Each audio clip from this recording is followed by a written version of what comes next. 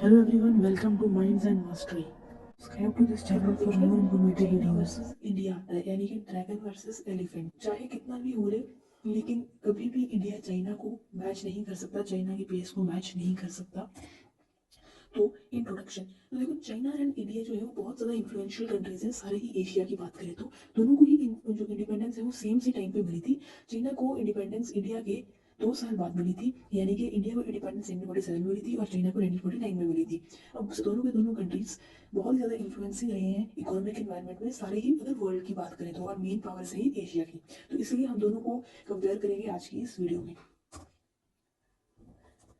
Type of government, तो India में तो मल्टी पार्टी डेमोक्रेटिक सिस्टम है, यानी कि यहाँ पे तो प्रॉपर एक प्योर डेमोक्रेसी है, रिप्रेजेंटेटिव यहाँ पे डेमोक्रेसी है। लेकिन चाइना में एक सिंगल पार्टी अथॉरिटेरियन रूल है, यानी कि चाइना में कम्युनिस्ट पार्टी का रूल है। ठीक है, तो under the communist party China जो है रिमार्केबल ग्रोथ पिछले बहुत सालों से एक्सपीरियंस कर पा रहा है, और इसने more than 10 million of people, जो कि बहुत बड़ा नंबर है, उसे पॉवर्टी के बाहर निकाल दिया है।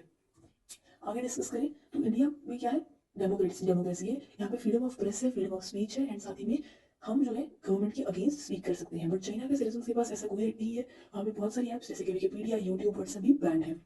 पर कैपिटा इनकम के बेसिस पे बात करें तो according to the world outlook, economic outlook, China's per capita income is $30,160, बल्कि इंडिया की बहुत ही कम है, 5 टाइम्स है चाइना की per capita income as compare to India's in dollars, क्योंकि इंडिया की 2700 समथिंग है। That is very very less as compare to China.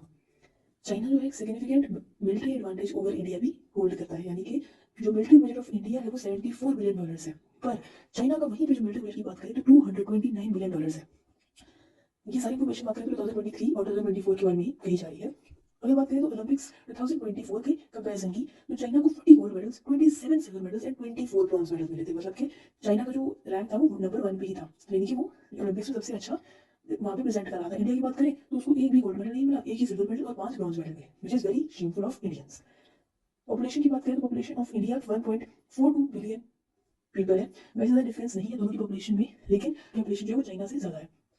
Simply बात करें तो यहाँ पे क्या कहा जा रहा है कि इंडिया की population is a lot more than China की पॉपुलेशन। आउट होने की बात नहीं है। क्यों नहीं है? क्योंकि जितनी पॉपुलेशन ज्यादा होगी उतनी पॉवर्टी ज्यादा होने के चांसेस है। इंडिया में नेवर मैच चाइना स्पेस, ये तो पता ही है कि क्योंकि अगर बहुत मेहनत नहीं करता इंडिया तो इंडिया के लिए बहुत मुश्किल है कि वो चाइना के बराबर भी पहुंच सके।